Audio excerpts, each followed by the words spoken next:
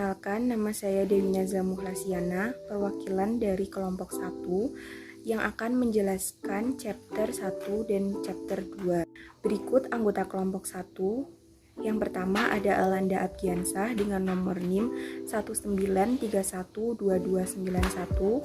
Yang kedua ada Safia Dwi Pramesti dengan nomor NIM 203124883. Yang ketiga ada Intan Dia Setianingrum dengan nomor NIM 203124955. Yang keempat ada Dewi Naza Muhlasiana dengan nomor NIM 203125007. Dan yang kelima ada Jauhariyatun Nafiah dengan nomor NIM 203125119 yang akan menjelaskan materi pada chapter kali ini.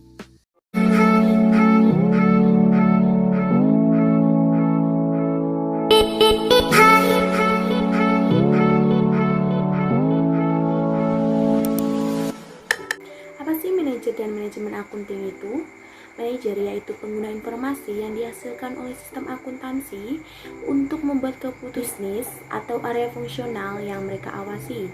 Nah, sedangkan manajemen accounting adalah proses mengukur, menganalisis, dan melaporkan informasi keuangan dan non-keuangan yang membantu manajer membuat keputusan bisnis untuk memenuhi tujuan organisasi. Selanjutnya, keputusan strategi akuntan manajemen. Sebuah perusahaan strategi menentukan bagaimana organisasi menyesuaikan kapabilitasnya sendiri dengan peluang yang ada di pasar. Dengan kata lain, strategi menggambarkan bagaimana organisasi menciptakan nilai bagi pelanggannya sambil membedakan dirinya dari pesaingnya.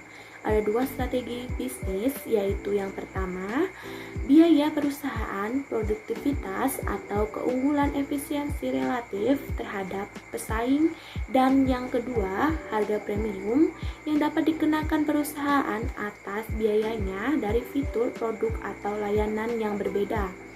Nah, manajemen biaya strategis menjelaskan manajemen biaya yang secara khusus berfokus pada masalah strategis.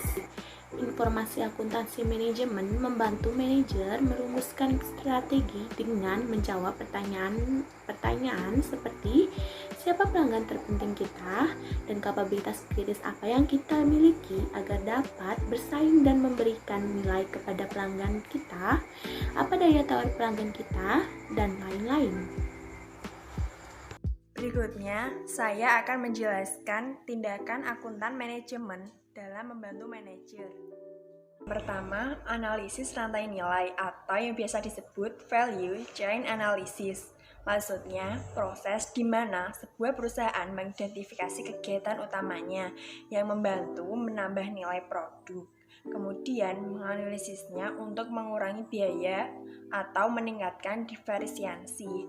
Value chain analysis merupakan strategi yang digunakan untuk menganalisis kegiatan internal perusahaan.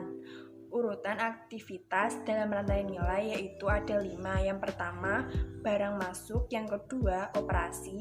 Yang ketiga, barang jadi. Yang keempat, pemasaran dan penjualan. Yang kelima, pelayanan. 2. Analisis rantai pasokan. Analisis rantai pasokan yaitu sistem yang melibatkan proses produksi, pengiriman, distribusi, penyimpanan, dan penjualan yang bertujuan untuk memenuhi permintaan akan produk tersebut. Berikut faktor kunci bisnis yang utama. Yang pertama, penelitian dan pengembangan. Di antaranya memunculkan ide-ide yang berkaitan dengan produk layanan atau proses baru yang akan digunakan. Yang kedua, desain produk dan proses. Maksudnya, merencanaan rinci, rekayasa, dan pengujian produk. Yang ketiga, produksi, yaitu hubungan pengaplikasian sumber daya untuk menghasilkan produk. Yang keempat, pemasaran, yaitu mempromosikan dan menjual produk. Yang kelima, distribusi, yaitu memproses dan mengirimkan produk kepada konsumen. Yang keenam, layanan pelanggan. Artinya, memberikan layanan kepada pelanggan atas produk yang sudah dibeli. Yang pertama, penelitian dan pengembangan. Maksudnya memunculkan ide-ide yang berkaitan dengan produk layanan atau proses baru yang akan digunakan. Yang kedua, desain produk dan proses. Di antaranya perencanaan rinci, rekayasa, dan pengujian produk. Yang ketiga, produksi, yaitu hubungan pengaplikasian sumber daya untuk menghasilkan produk. Yang keempat, pemasaran, yaitu mempromosikan dan menjual produk. Yang kelima, distribusi, artinya memproses pesanan dan memproses pengiriman produk kepada konsumen. Yang terakhir yaitu layanan pelanggan, artinya memberikan layanan pelanggan kepada pembeli atas produk yang sudah mereka beli. Dan akuntansi manajemen. Ada 3 pedoman yang sangat membantu akuntan manajemen memberikan nilai dalam mengambil keputusan. Yang pertama, pendekatan biaya manfaat, yaitu membandingkan manfaat dari suatu tindakan atau pembelian dengan biaya. Pendekatan biaya manfaat digunakan untuk membuat keputusan sumber daya yang akan digunakan atau yang tidak akan digunakan lagi oleh suatu perusahaan. Yang kedua, pertimbangan teknis dan perilaku, artinya pertimbangan teknis membantu manajer dalam mengambil keputusan dengan menyediakan informasi terkait yang dibutuhkan.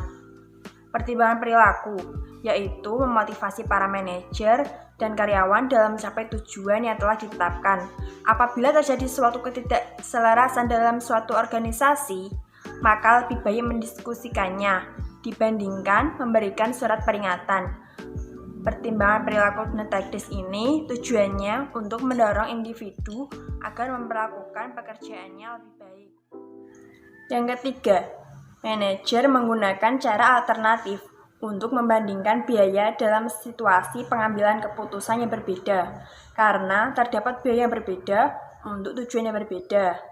Biaya yang berbeda tujuannya, maksudnya konsep biaya yang digunakan sebagai pelaporan kepada pihak internal yang akan menjadi konsep yang tidak tepat untuk konsep yang dilaporkan kepada pihak industri eksternal.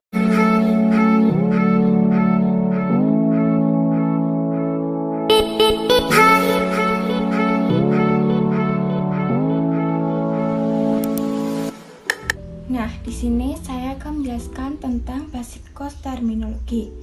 Basic cost terminologi terbagi menjadi 4. Yang pertama, cost, yaitu sumber daya yang dikorbankan atau hilang untuk mencapai tujuan tertentu. Yang kedua, actual cost, yaitu biaya yang telah terjadi. Yang ketiga, budgeting cost, yaitu biaya yang diprediksi. Yang keempat, cost object, yaitu segala sesuatu yang pengukurannya diinginkan. Selanjutnya, klasifikasi biaya yang dibedakan menjadi 2. Yang pertama, biaya langsung atau direct cost, yaitu objek biaya yang dapat ditelusuri dan dapat dilihat secara jelas seperti pada kemasan produk. Yang kedua, biaya tidak langsung atau indirect cost, yaitu objek biaya yang tidak dapat ditelusuri seperti gaji. Selanjutnya, tantangan alokasi biaya. Di sini dijelaskan bahwa manajer ingin menetapkan biaya secara akurat ke objek biaya karena biaya produk yang tidak akurat akan menyesatkan manajer tentang profitabilitas produk yang berbeda.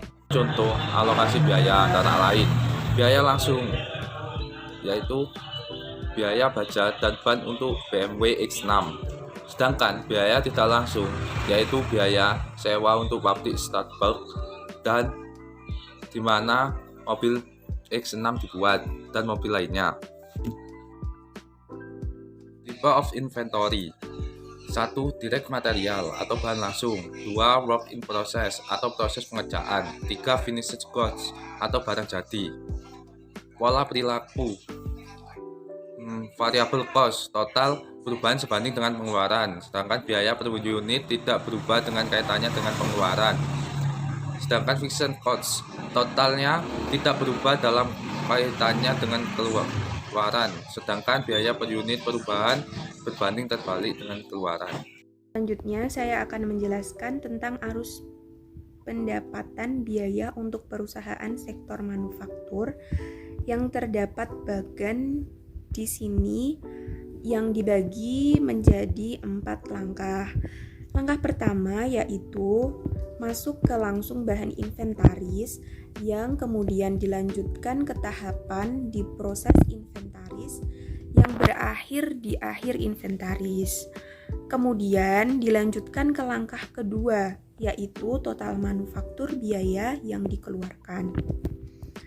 Langkah 3, dari biaya barang manufaktur dirubah ke tahapan menjadi barang inventaris, kemudian masuk ke langkah 4, yaitu pendapatan yang mengurangi biaya barang dijual, mengurangi biaya lead bank, biaya desain, biaya pemasaran, biaya distribusi, biaya layanan pelanggan, dan sama-sama dengan pendapatan nasional yang masuk dalam titik biaya.